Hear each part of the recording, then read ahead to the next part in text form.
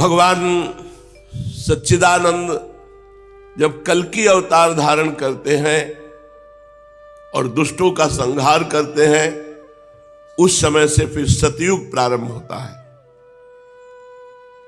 जब सब डाकुओं का संहार हो चुकेगा, तब नगर की और देश की सारी प्रजा का हृदय पवित्रता से भर जाएगा, क्योंकि भगवान कल्कि के शरीर में लगे हुए अंगराग स्पर्श पाकर अत्यंत पवित्र हुई वायु उनका स्पर्श करेगी।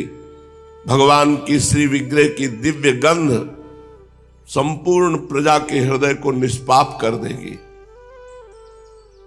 उनके पवित्र हृदयों में सत्य मूर्ति भगवान वासुदेव विराजमान होंगे और फिर उनकी संतान पहले की भांति हृष्ट पुष्ट और बलवान होने लगेगी। प्रजा के नयन मनोहारी हरि ही धर्म के रक्षक और स्वामी हैं। वे ही भगवान जब कल्कि के रूप में अवतार ग्रहण करेंगे, उसी समय सतयुग का प्रारंभ हो जाएगा और प्रजा की संतान परंपरा स्वयं ही सतोगुण से युक्त हो जाएगी। जिस समय चंद्रमा, सूर्य और बृहस्पति एक ही समय एक ही साथ पुष्य नक्षत्र के प्रथम पल में प्रवेश करते हैं, एक राशि पर आते हैं, उसी समय सतयुग का प्रारंभ होता है। परीक्षित, चंद्रवंश और सूर्यवंश में जितने राजा हो गए हैं या होंगे, उन सब का मैंने संक्षेप में वर्णन कर दिया। तुम्हारे जन्म से लेकर राजा नंद के अभिषेक तक 1115 वर्ष का समय लगेगा।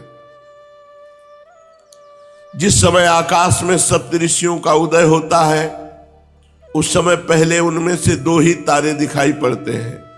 उनके बीच में दक्षिणोत्तर रेखा पर समभाग में अश्विनी आदि नक्षत्रों में से एक नक्षत्र दिखाई पड़ता है। उस नक्षत्र के साथ सप्तर्षिगण मनुष्यों की गणना से 100 वर्ष तक रहते हैं। वे तुम्हारे जन्म के समय उस समय भी मघा नक्षत्र पर स्थित है। स्वयं सर्वव्यापक सर्वशक्तिमान भगवान ही शुद्ध सत्वमय विग्रह के साथ श्री कृष्ण के रूप में प्रकट हुए थे। वे जिस समय अपनी लीला स्मरण करके परम धाम पधार गए, उसी समय कलयुग ने संसार में प्रवेश किया। उसी के कारण मनुष्यों की मति गति पाप की ओर ढुलक गई। जब लक्ष्मीपति भगवान श्री कृष्ण अपने चरण कमलों से इस पृथ्वी का स्पर्श करते, तब कलयुग की ताकत नहीं थी कि वो यहां प्रवेश करता। जब भगवान अंतर्ध्यान हो गए, तब कलयुग का प्रवेश हुआ। परीक्षित, जिस समय सप्तऋषि मघा नक्षत्र पर विचरण करते रहते हैं, उसी समय कलयुग का प्रारंभ होता है। कलयुग की आयु देवताओं के वर्ष गणना से 1200 वर्षों की और मनुष्यों के गणना के अनुसार 4,32,000 वर्ष की। जिस समय सप्तऋषि मघा से चलकर पूर्वाषाढ़ा नक्षत्र में जा चुके होंगे, उस समय राजा नंद का राज्य रहेगा। तभी से कलयुग की वृद्धि शुरू होगी। पुरातत्ववेत्ता ऐतिहासिक विद्वानों का कहना है कि जिस दिन भगवान श्री कृष्ण ने अपने परम धाम को प्रयाण किया, उसी दिन उसी समय कलयुग का प्रारंभ हो गया। परीक्षित, जब देवताओं की वर्ष गणना के अनुसार 1000 वर्ष बीत चुकेंगे, तब कलयुग के अंतिम दिनों में फिर से कल्कि भगवान की कृपा से मनुष्यों के मन में सात्विकता का संचार होगा। लोग अपने वास्तविक स्वरूप को जान सकेंगे और तभी से सतयुग प्रारंभ भी होगा। परीक्षित, मैंने तो तुमसे केवल मनुवंश का सो भी संक्षेप में वर्णन किया है। जैसे मनुवंश की गणना होती है, वैसे ही प्रत्येक युग में ब्राह्मण, वैश्य और शूद्रों की भी वंश परंपरा समझनी चाहिए। राजन, जिन पुरुषों और महात्माओं का वर्णन मैंने तुमसे किया, अब केवल नाम से ही उनकी पहचान होती है। अब वे नहीं रहे, केवल उनकी कथा रह गई। अब उनकी कीर्ति ही पृथ्वी पर जहां तहां सुनने को मिलती है। भीष्म पितामह के पिता राजा शांतनु के भाई देवापि और इक्ष्वाकुवंशी मरु इस समय कलाप ग्राम में स्थित हैं। वे बहुत बड़े योग बल से युक्त हैं। कलयुग के अंत में कल्कि भगवान की आज्ञा से फिर यहां आएंगे और पहले की भांति वर्णाश्रम धर्म का विस्तार करेंगे। सतयुग, त्रेता, द्वापर और कलयुग, ये ही 4 युग हैं। ये पूर्वोक्त क्रम के अनुसार अपने अपने समय में पृथ्वी के प्राणियों पर अपना प्रभाव दिखाते रहते हैं। परीक्षित, मैंने तुमसे जिन राजाओं का वर्णन किया है वे सब और उनके अतिरिक्त दूसरे राजा भी इस पृथ्वी को मेरी मेरी करते रहे, परंतु अंत में मरकर धूल में मिल गए।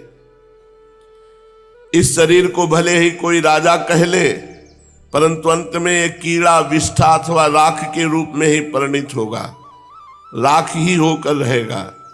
इसी शरीर के या इसके संबंधियों के लिए जो भी किसी प्राणी को सताता है वह ना तो अपना स्वार्थ जानता है और ना तो परमार्थ, क्योंकि प्राणियों को सताना तो नरक का द्वार है। वे लोग यही सोचा करते कि मेरे दादा परदादा इस अखंड भूमंडल का शासन करते थे, अब ये मेरे अधीन किस प्रकार रहे और मेरे बाद मेरे बेटे पोते, मेरे वंशज किस प्रकार इसका उपभोग करें। वे मूर्ख इस आग, पानी और मिट्टी के शरीर को अपना आपा मान बैठते हैं और बड़े अभिमान के साथ डींग हाँकते हैं कि ये पृथ्वी मेरी है। अंत में वे शरीर और पृथ्वी दोनों को छोड़कर स्वयं ही अदृश्य हो जाते हैं। प्रिय परीक्षित, जो जो नरपति बड़े उत्साह और बल पौरुष से इस पृथ्वी के उपभोग में लगे रहे, उन सबको काल ने अपने विकराल गाल में धर दबाया। अब केवल इतिहास में उनकी कहानी ही शेष रह गई है। श्री सुखदेव जी कहते, परीक्षित, जब पृथ्वी देखती है कि राजा लोग मुझ पर विजय प्राप्त करने के लिए उतावले हो रहे, तब वो हंसने लगती है और कहती, कितने आश्चर्य की बात है, ये राजा लोग जो स्वयं मौत के खिलौने हैं, ये मुझे जीतना चाहते हैं। राजाओं से ये बात छिपी नहीं कि वे एक ना एक दिन मर जाएंगे, फिर भी व्यर्थ में ही मुझे जीतने की कामना करते हैं, ऐसा पृथ्वी सोचती है। सचमुच इस कामना से अंधे होने के कारण ही वे पानी के बुलबुले के समान क्षणभंगुर शरीर पर विश्वास कर बैठते हैं और धोखा खाते हैं। वे सोचते हैं कि हम पहले मन के सहित अपने 5 इंद्रियों पर विजय प्राप्त करेंगे, अपने भीतरी शत्रुओं को वश में करेंगे, क्योंकि इनके जीते बिना बाहरी शत्रुओं को जीतना कठिन है। उसके बाद अपने शत्रु के मंत्रियों, आमात्यों, नागरिकों, नेताओं और समस्त सेना को भी वश में कर लेंगे। जो भी हमारे विजय मार्ग में कांटे बोएगा उसे हम अवश्य जीत लेंगे। इस प्रकार धीरे धीरे क्रम से सारी पृथ्वी हमारे अधीन हो जाएगी, फिर तो समुद्र ही हमारे राज्य की खाई का काम करेगा। इस प्रकार वे राजा लोग अपने मन में अनेकों आशाएं बांध लेते हैं और उन्हें ये बिल्कुल नहीं सूझती कि उनके सिर पर काल सवार है। यहीं तक नहीं, जब एक द्वीप उनके वश में हो जाता है तब वे दूसरे द्वीप पर विजय करने के लिए बड़ी शक्ति और उत्साह के साथ समुद्र यात्रा करते हैं।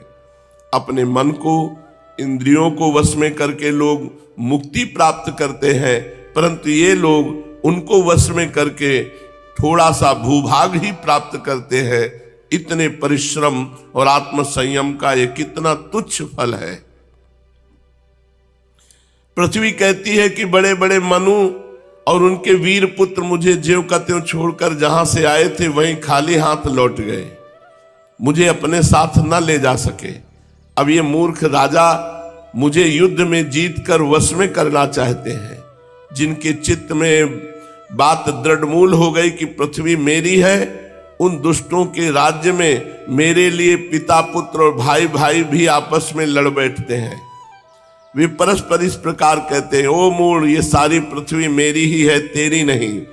इस प्रकार राजा लोग एक दूसरे को कहते सुनते हैं, एक दूसरे से स्पर्धा करते हैं, मेरे लिए एक दूसरे को मारते हैं और स्वयं मर मिटते हैं।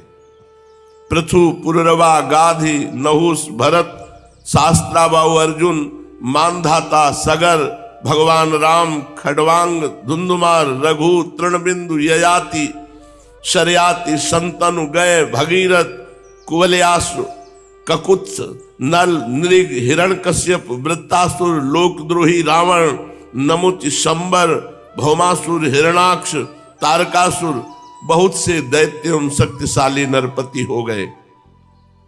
ये सब लोग सब कुछ समझते थे कि हम सब सूर हैं।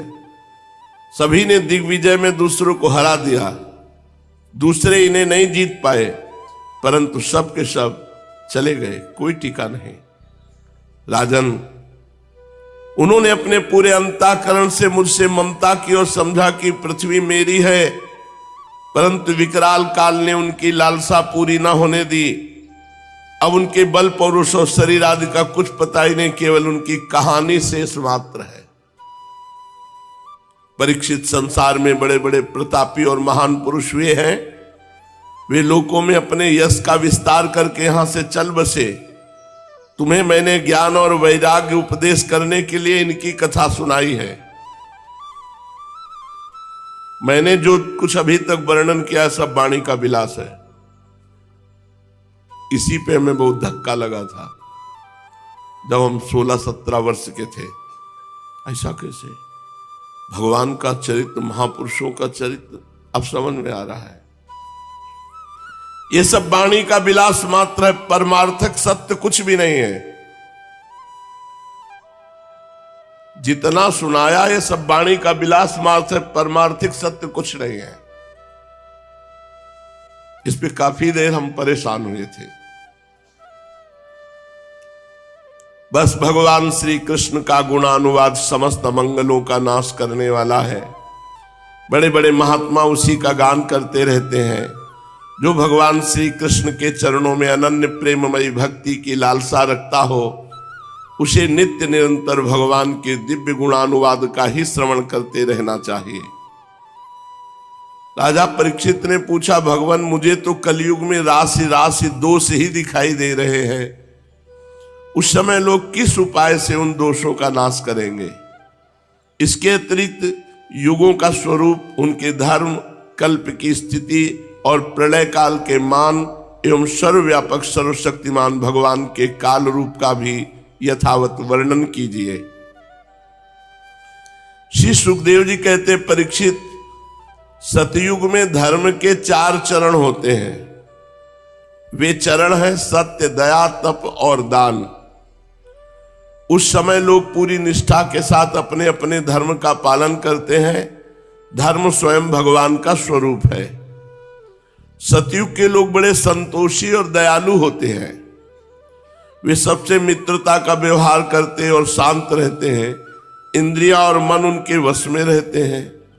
सुख और दुख आदि द्वंद्वों को समान भाव से सहन करते हैं। अधिकांश लोग तो समदर्शी और आत्माराम होते हैं। बाकी लोग स्वरूप स्थिति के लिए अभ्यास में तत्पर रहते हैं। परीक्षित, धर्म के समान अधर्म के भी 4 चरण हैं। झूठ, असत्य, हिंसा, असंतोष, कलह। झूठ, हिंसा, असंतोष, कलह, ये अधर्म के 4 चरण हैं। त्रेता युग में इनके प्रभाव से धीरे धीरे धर्म के सत्य आदि चरणों का चतुर्थांश क्षीण हो जाता है। राजन, उस समय वर्णों में ब्राह्मणों की प्रधानता अक्षुण्ण रहती है। त्रेता युग में लोगों में अत्यंत हिंसा और लंपटता का अभाव रहता है। सभी लोग कर्म कांड और तपस्या में निष्ठा रखते हैं। अर्थ, धर्म एवं काम रूप त्रिवर्ग का सेवन करते हैं। अधिकांश लोग कर्म प्रतिपादक वेदों के पारदर्शी विद्वान होते हैं। द्वापर में हिंसा, असंतोष, झूठ और द्वेष, अधर्म के इन चरणों की वृद्धि होती है। इनके कारण धर्म के 4 चरण तपस्या, सत्य, दया और दान ये आधे आधे क्षीण हो जाते हैं। उस समय के लोग बड़े यशस्वी, कर्मकांडी, वेदों के अध्ययन अध्यापन में बड़े तत्पर होते हैं। लोगों के कुटुंब बड़े बड़े होते हैं। प्रायः लोग धनाढ्य और सुखी होते हैं। द्वापर में उस समय वर्णों में क्षत्रिय और ब्राह्मण 2 वर्णों की प्रधानता रहती है। कलयुग जब आएगा पूर्ण रूप से, तो अधर्म के चारों चरण पुष्ट रहेंगे। असत्य, हिंसा, असंतोष, कलह, और धर्म चारों चरण क्षीण हो जाता है। जो धर्म के 4 चरण हैं वो क्षीण हो जाते हैं। सत्य, तपस्या, जो धर्म के स्वरूप है, दान, ये सब क्षीण हो जाते हैं।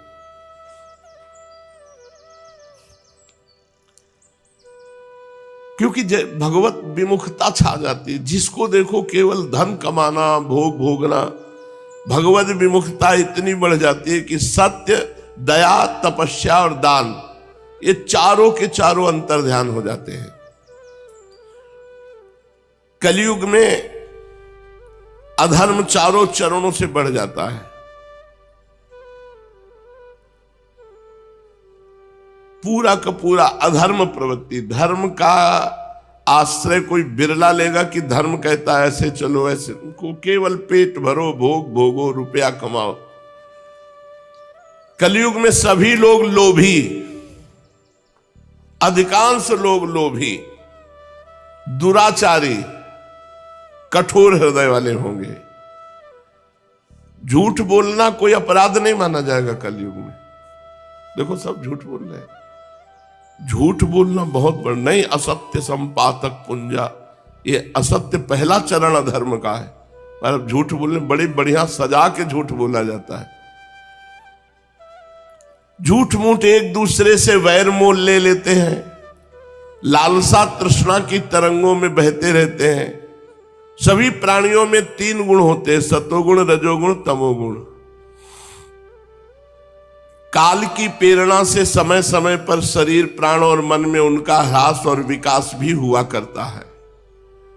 जिस समय मन, बुद्धि और इंद्रियां सत्वगुण में स्थित होकर अपना अपना काम करने लगती हैं, उस समय सतयुग समझना चाहिए। सत्वगुण की प्रधानता के समय मनुष्य ज्ञान और तपस्या से अधिक प्रेम करने लगता है। जिस समय मनुष्यों की प्रवृत्ति और रुचि धर्म, अर्थ और लौकिक पारलौकिक सुख भोगों की ओर होती है तथा शरीर, मन एवं इंद्रियां रजोगुण में स्थित होकर काम करने लगती हैं, बुद्धिमान परीक्षित समझना चाहिए कि उस समय त्रेता युग अपना काम कर रहा है। जिस समय लोभ, असंतोष, अभिमान, दंभ और मत्सर आदि दोषों का बोलबाला हो और मनुष्य बड़े उत्साह रुचि के साथ सकाम कर्मों में लगना चाहे, उस समय द्वापर युग समझना चाहिए। अवश्य रजोगुण और तमोगुण की मिश्रित प्रधान स्थिति का नाम द्वापर है।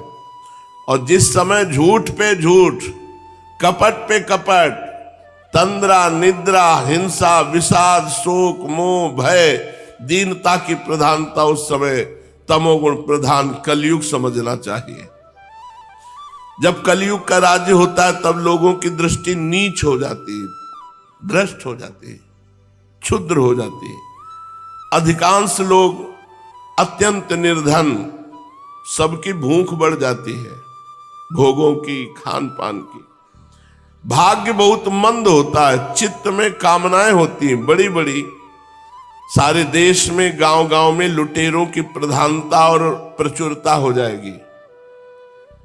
कोई सच्चे मार्ग का पथिक साधु नहीं रहेगा। पाखंड मार्ग, जो मन भाया। पाखंडी लोग अपने नए नए मत चलाएंगे, मनमाने ढंग से शास्त्रों वेदों का तात्पर्य निकालने लगते हैं और उन्होंने शास्त्रों को कलंकित कर दिया। दंभी पाखंडियों का बोलबाला होगा कलयुग में। रसेंद्री और जनेंद्री को तृप्त करने में ही लगे रहेंगे। कोई ब्रह्मचारी नहीं रहेगा, सब अपवित्र आचरण वाले। गृहस्थ दूसरों को भिक्षा देने के बदले स्वयं भीख मांगने लगेंगे। वानप्रस्थी गांवों में बसने लगेंगे। सन्यासी धनी होंगे, धन के लोभी होंगे। अर्थ पिशाच हो जाएंगे। स्त्रियों का आकार तो छोटा होने लगेगा पर उनकी भूख बढ़ने लगेगी। संतानें बहुत अधिक होंगी और कुल मर्यादा, पवित्रता का, लाज हया का नाश करके वो अपवित्र आचरण करेंगी। मुंह से कड़वी बात बोलेंगी, चोरी करने में प्रवीण होंगी, कपट करने में बड़ी निपुण होंगी, उनका साहस होगा बहुत बड़ा। व्यापारियों के हृदय अत्यंत क्षुद्र हो जाएंगे, कौड़ी कौड़ी से लिपटे रहते छदाम छदाम के लिए धोखाधड़ी करने लगेंगे। और तो क्या, आपत्ति काल न होने पर भी, धनी होने पर भी निम्न श्रेणी का व्यापार करेंगे।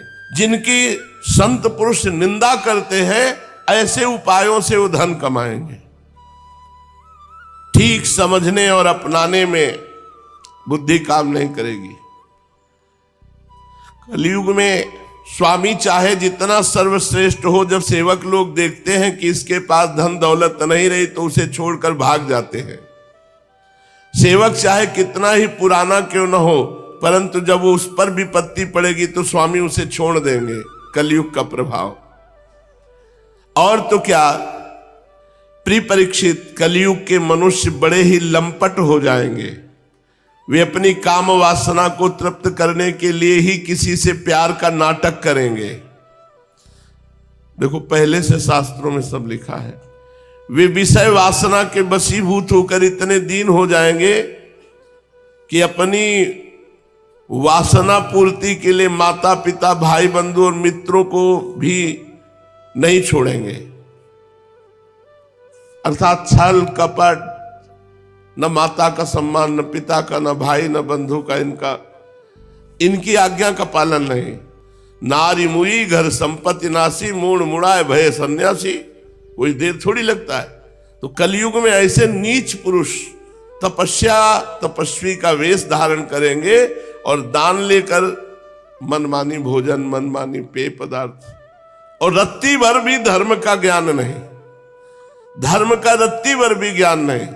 वो ऊंचे सिंहासन पर बैठकर प्रवचन करेंगे धर्म का, जिनको धर्म का रत्ती भर ज्ञान नहीं। सच्ची बात। प्रिय परीक्षित, आगे चलकर कलयुग में सूखा पड़ेगा, भूख से आतुर होकर लोग मरेंगे। अभी समय आएगा। दुर्भिक्ष और दूसरे शासक लोग इतने कर्कश हो जाएंगे कि कर पे कर, अस्थि मात्र हो शरीर, केवल शरीर में हड्डी हड्डी दिखाई देगी, भोजन ही नहीं मिलेगा। प्राण रक्षा के लिए रोटी का टुकड़ा मिलना कठिन हो जाएगा आगे चल के। अभी भजन कर लो। शरीर ढकने के लिए वस्त्र नहीं, पेट की ज्वाला शांत करने के लिए रोटी का टुकड़ा नहीं, पीने के लिए पानी नहीं, सोने के लिए जमीन नहीं। यह आएगी स्थिति आगे। दाम्पत्य जीवन, स्नान और आभूषण पहनने तक की सुविधा नहीं रहेगी। लोगों की आकृति प्रकृति पिशाचों जैसी हो जाएगी। कलयुग में अधिक धन की तो बात क्या, चंद रुपयों के लिए भाई भाई में विरोध हो जाएगा, मारपीट हो जाएगी, जान से मार डालेंगे। बहुत दिनों का सद्भाव मित्रता को तिलांजलि दे देंगे। इतना ही नहीं, दमड़ी दमड़ी के लिए अपने संबंधियों की हत्या कर डालेंगे। परीक्षित, कलयुग के क्षुद्र प्राणी केवल काम वासना की पूर्ति और पेट भरने की धुन में ही लगे रहेंगे। पुत्र अपने बूढ़े माँ बाप की रक्षा पालन पोषण नहीं करेंगे, उन्हें उपेक्षा करके घर से निकाल देंगे। ये आगे शुरू हो चुका है, आगे विशाल रूप में आएगा। कौन बूढ़े बाड़ों की सेवा करे, निकाल दिया घर से। पिता अपने निपुण से निपुण सब कामों में योग्य पुत्रों की परवाह न करेंगे। परीक्षित, श्री भगवान ही चराचर जगत के परम पिता और परम गुरु हैं। इंद्र ब्रह्मा आदि लोकाधिपति उनके चरण कमलों में अपना सिर झुकाकर सर्वस्व समर्पण करते रहते हैं। उनका ऐश्वर्य अनंत है और वे एक रस अपने स्वरूप में स्थित हैं। परंतु कलयुग में लोगों में इतनी मूढ़ता फैल जाएगी, पाखंडियों के कारण लोगों का चित्त इतना भटक जाता है कि लोग अपने कर्म और भावनाओं के द्वारा भगवान की पूजा से भी विमुख हो जाएंगे। मनुष्य मरने के समय आतुरता की स्थिति में, गिरते या फिसलते समय विवश होकर यदि भगवान के किसी एक नाम का उच्चारण कर ले तो उसके सारे कर्म बंधन छिन्न भिन्न हो जाते हैं और उसे उत्तम से उत्तम गति प्राप्त होती है। यन्नाम धेयं म्रियमाणयातुरः पतन स्खलन वा विवशो गृणन पुमान विमुक्त कर्मार्गल उत्तमाम गतिं प्राप्नोति अच्छन्ति न तम कलौ जनाः। पर हाय रे कलयुग भगवान का नाम नहीं लेने देगा। कलयुग से प्रभावित होकर लोग भगवान की आराधना से विमुख हो जाएंगे। परीक्षित, कलयुग के अनेकों दोष हैं। कुल वस्तुएं दूषित हो जाती हैं, स्थानों में भी दोष की प्रधानता हो जाती है। सब दोषों का मूल स्रोत तो अंतःकरण ही है, परंतु जब पुरुषोत्तम भगवान हृदय में आ विराजते हैं तब उनकी सन्निधि मात्र से ही सब के सब दोष नष्ट हो जाते हैं। भगवान के रूप गुण लीला धाम और नाम के श्रवण संकीर्तन ध्यान पूजन और आदर से वे मनुष्यों के हृदय में आकर विराजमान हो जाते हैं और एक दो जन्म के पापों की तो बात ही क्या, हजारों जन्मों के पाप के ढेर भी वे क्षण भर में भस्म कर देते हैं। भगवान हृदय में कैसे आते हैं? भगवान के रूप गुण लीला धाम का गायन, नाम संकीर्तन, ध्यान, पूजन, आदर। जैसे सोने के साथ संयुक्त होकर अग्नि उसके धातु संबंधी मलिनता आदि दोषों को नष्ट कर देती है, वैसे ही साधकों के हृदय में स्थित होकर भगवान श्री हरि उनके अशुभ संस्कारों को सदा के लिए मिटा देते हैं। परीक्षित, विद्या, तपस्या, प्राणायाम, समस्त प्राणियों के प्रति मित्र भाव, तीर्थ स्नान, व्रत, दान और जप, किसी भी साधना से मनुष्य के अंतःकरण की वैसी वास्तविक शुद्धि नहीं होती जैसी शुद्धि भगवान पुरुषोत्तम के हृदय में विराजमान हो जाने पर होती है। सावधान, अब तुम्हारी मृत्यु का समय आ रहा है। श्री सुखदेव जी महाराज, सावधान परीक्षित, 7वां दिन है, तक्षक सर्प काटेगा और तुम्हारी मृत्यु होगी। परीक्षित, अब तुम्हारी मृत्यु का समय निकट आ गया है, सावधान हो जाओ। सबको सावधान हो जाना चाहिए। मृत्यु कब आएगी पता नहीं, पर आएगी, और आएगी तो ले जाएगी। पूरी शक्ति से देखो, सावधानी क्या है? पूरी शक्ति लगाकर अंतःकरण की सारी वृत्तियों से भगवान श्री कृष्ण को अपने हृदय सिंहासन पर बैठा लो। ऐसा करने से अवश्य तुम्हें परम गति की प्राप्ति होगी। जो लोग मृत्यु के निकट पहुंच रहे हैं उन्हें सब प्रकार से परमेश्वरशाली भगवान का ही ध्यान करना चाहिए। प्यारे परीक्षित, सबके परमाश्रय और सर्वात्मा भगवान अपना ध्यान करने वालों को अपने स्वरूप में लीन कर लेते हैं, उसे अपना स्वरूप बना लेते हैं। परीक्षित, यूं तो कलयुग दोषों का खजाना है, परंतु इसमें एक बहुत बड़ा गुण है। वो गुण यही है कि कलयुग में केवल भगवान श्री कृष्ण का संकीर्तन करने मात्र से ही सारी आसक्तियां छूट जाती हैं और परमात्मा की प्राप्ति हो जाती है। सतयुग में भगवान का ध्यान करने से, त्रेता में बड़े बड़े यज्ञों के द्वारा उनकी आराधना करने से, द्वापर में विधि पूर्वक उनकी पूजा करने से जो फल मिलता है वो कलयुग में केवल भगवान नाम जपने से, भगवान नाम कीर्तन करने से प्राप्त हो जाता है। श्री सुखदेव जी कहते, परीक्षित, तीसरे स्कंद में परमाणु से लेकर दुपरार्ध पर्यंत काल का स्वरूप और एक एक युग कितने कितने वर्षों का होता है ये मैं तुम्हें बता चुका हूं। अब तुम कल्प की स्थिति और उसके प्रलय का वर्णन भी सुनो। 1000 चतुर्युगी का ब्रह्मा जी का एक दिन होता है। 1000 बार जब चतुर्युग व्यतीत होगा, सतयुग, त्रेता, द्वापर, कलयुग, ये एक चतुर्युगी, ऐसे 1000 बार जब व्यतीत होगा तो ब्रह्मा जी का एक दिन होता है। ब्रह्मा के इस दिन को ही कल्प भी कहते हैं। एक कल्प में 14 मनु होते हैं। कल्प के अंत में उतने ही समय तक प्रलय भी रहता है। प्रलय को ब्रह्मा की रात कहते हैं। 1000 चतुर्युगी ब्रह्मा का दिन और 1000 चतुर्युगी ब्रह्मा की रात। जब समय ब्रह्मा जी की रात आती है उस समय ये तीनों लोक लीन हो जाते हैं, उनका प्रलय हो जाता है। इसका नाम नैमित्तिक प्रलय है। इस प्रलय के अवसर पर सारे विश्व को अपने अंदर समेटकर ब्रह्मा जी, शेष साई भगवान, नारायण ये शयन कर जाते हैं। इस प्रकार रात के बाद फिर दिन और दिन के बाद रात होते होते जब ब्रह्मा जी की अपने मान से 100 वर्ष की और मनुष्यों की दृष्टि में 2 परार्ध की आयु समाप्त हो जाती है, तब महातत्व, अहंकार और पंच तन्मात्रा ये 7 प्रकृतियां अपने मूल प्रकृति में लीन हो जाती है। राजन, इसी का नाम प्राकृतिक प्रलय है। नैमित्तिक प्रलय और प्राकृतिक प्रलय। इस प्रलय में प्रलय का कारण उपस्थित होने पर पंचभूतों के मिश्रण से बना हुआ ब्रह्मांड अपना स्थूल रूप छोड़कर कारण रूप में स्थित हो जाता है, घुल मिल जाता है। परीक्षित, प्रलय का समय आने पर 100 वर्ष तक मेघ पृथ्वी में वर्षा नहीं करते। 100 वर्ष तक बूंद पानी नहीं गिरेगा। जब प्रलय आएगा किसी को दाना अन्न नहीं मिलता खाने को, भूखों मर जाते हैं लोग, प्यास से मर जाते हैं।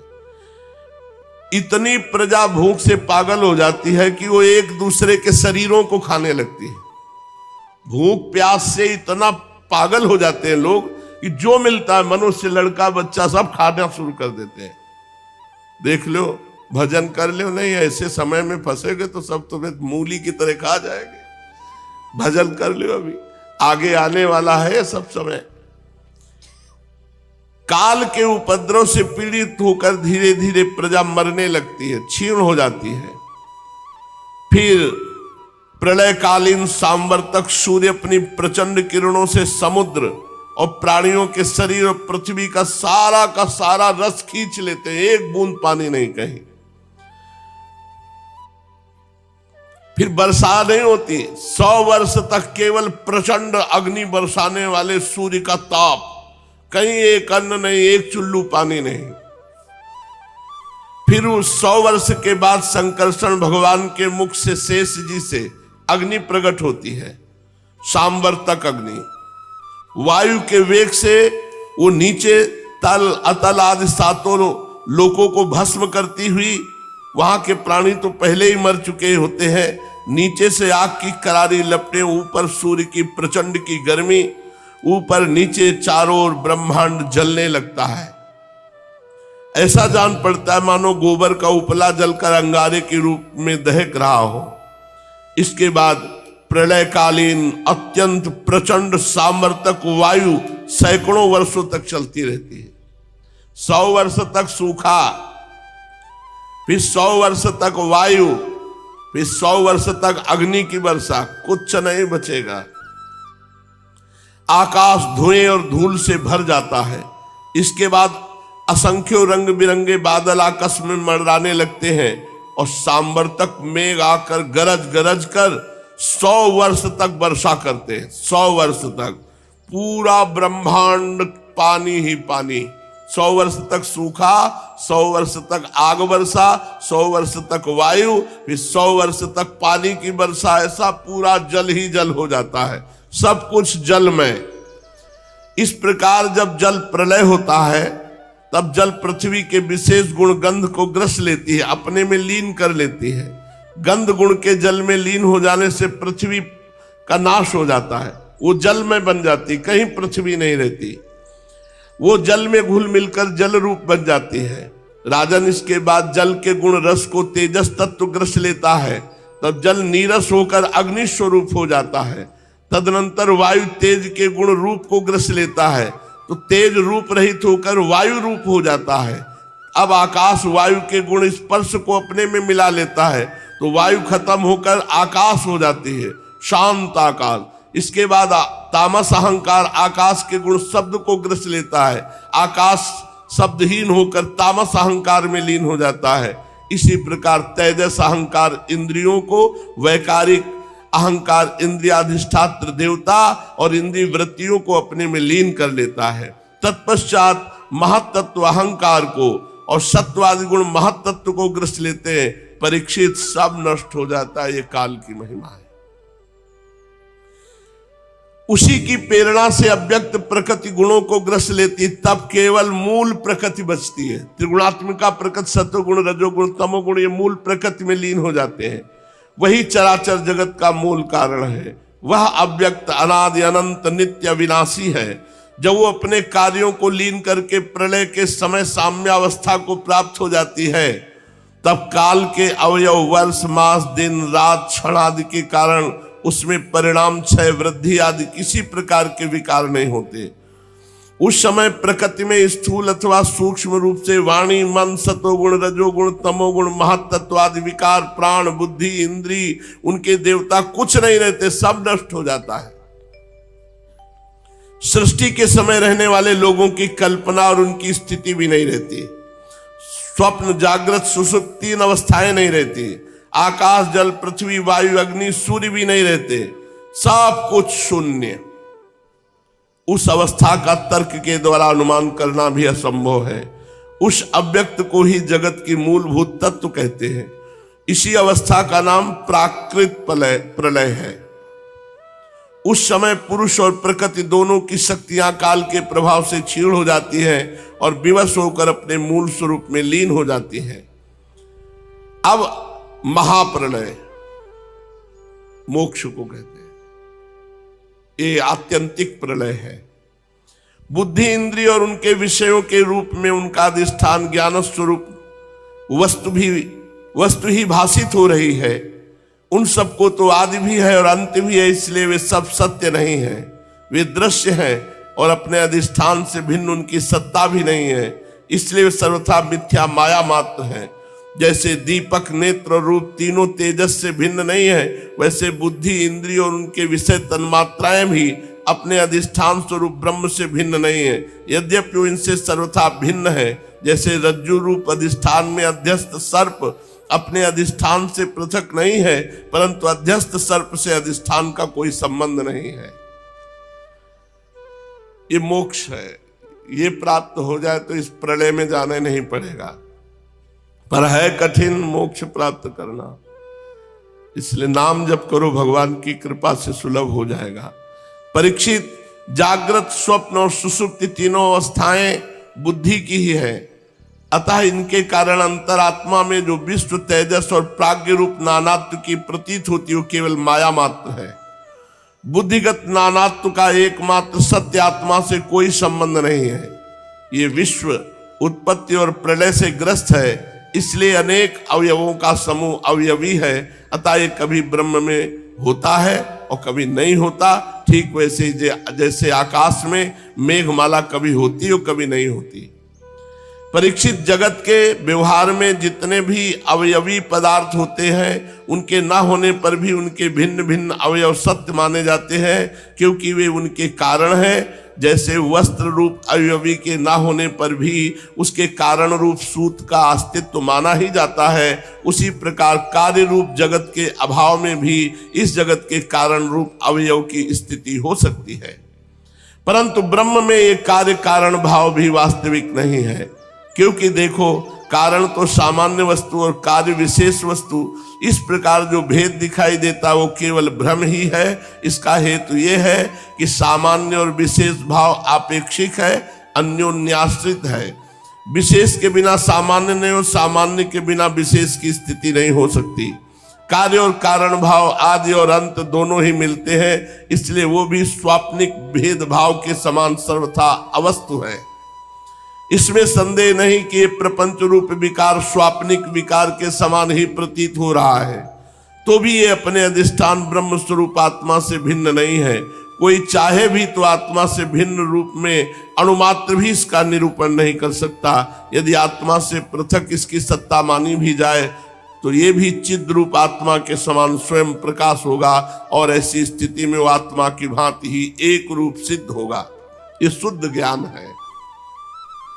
परंतु इतना तो सर्वथा निश्चित है कि परमार्थ सत्य वस्तु में नानात्व नहीं है। यदि कोई अज्ञानी परमार्थ सत्य वस्तु में नानात्व स्वीकार करता है तो उसका वो मानना वैसा ही है जैसे महाकाश और घटाकाश, आकाश स्थित सूर्य और जल में प्रतिबिंबित सूर्य का तथा बाह्य वायु और अंतर वायु का भेद मानना। जैसे व्यवहार में मनुष्य एक ही सोने को अनेकों रूपों में गढ़ा कर तैयार कर लेते हैं और कंगन, कुंडल, कड़ा आदि के अनेक रूप उसमें होते हैं, इसी प्रकार व्यवहार में निपुण विद्वान लौकिक और वैदिक वाणी के द्वारा इंद्रियातीत आत्मस्वरूप भगवान का भी अनेकों रूपों में वर्णन करते हैं। देखो ना, बादल सूर्य से उत्पन्न होता है, सूर्य से ही प्रकाशित, फिर भी वो सूर्य के ही अंश नेत्रों के लिए सूर्य का दर्शन होने में बाधक बन बैठता है। इसी प्रकार अहंकार भी ब्रह्म से ही उत्पन्न होता है, ब्रह्म से ही प्रकाशित होता है और ब्रह्म के अंश जीव के लिए ब्रह्म स्वरूप के साक्षात्कार में बाधक बन बैठता है। जब सूर्य से प्रकट होने वाले बादल तितर बितर हो जाते हैं, तब नेत्र अपने स्वरूप सूर्य का दर्शन करने में समर्थ होते हैं। ठीक वैसे ही जब जीव के हृदय में जिज्ञासा जगती है, तब आत्मा की उपाधि अहंकार नष्ट हो जाता है और उसे अपने स्वरूप का साक्षात्कार हो जाता है। प्रिय परीक्षित, जब जीव विवेक खड्ग से माया में अहंकार का बंधन काट देता है, तब वो अपने एक रसात्मक स्वरूप के साक्षात्कार में स्थित हो जाता है। आत्मा की माया मुक्त वास्तविक स्थिति ही आत्यंतिक प्रलय कही गई है। हे शत्रुदमन, तत्वदर्शी लोग कहते हैं कि ब्रह्मा से लेकर तिनके तक जितने प्राणी या पदार्थ हैं, सभी हर समय पैदा होते हैं और मरते हैं, अर्थात नित्य रूप से उत्पत्ति और प्रलय होता ही रहता है। संसार के परिणामी पदार्थ नदी प्रवाह और दीप शिखा आदि क्षण क्षण बदलते रहते हैं। उनकी बदलती हुई अवस्थाओं को देखकर निश्चय होता है कि देह आदि भी काल रूप सोते के वेग में बहते बदलते जा रहे हैं, इसलिए क्षण क्षण में उनकी उत्पत्ति और प्रलय हो रही है। जैसे आकाश में तारे हर समय चलते ही रहते हैं, परंतु उनकी गति स्पष्ट रूप से नहीं दिखाई पड़ती, वैसे ही भगवान के स्वरूप भूत अनादि अनंत काल के कारण प्राणियों के प्रतिक्षण होने वाली उत्पत्ति और प्रलय का भी पता नहीं चलता। परीक्षित, मैंने तुम्हें 4 प्रकार के प्रलय का वर्णन किया। उनके नाम है नित्य प्रलय, नैमित्तिक प्रलय, प्राकृतिक प्रलय और आत्यंतिक प्रलय। वास्तव में काल की सूक्ष्म गति ऐसी ही है। हे कुरुश्रेष्ठ, विश्व विधाता भगवान नारायण ही समस्त प्राणियों और शक्तियों के आश्रय हैं। जो कुछ मैंने संक्षेप में कहा वो सब उन्हीं भगवान की लीला कथा है। भगवान की लीलाओं का पूर्ण वर्णन तो स्वयं ब्रह्मा जी भी नहीं कर सकते।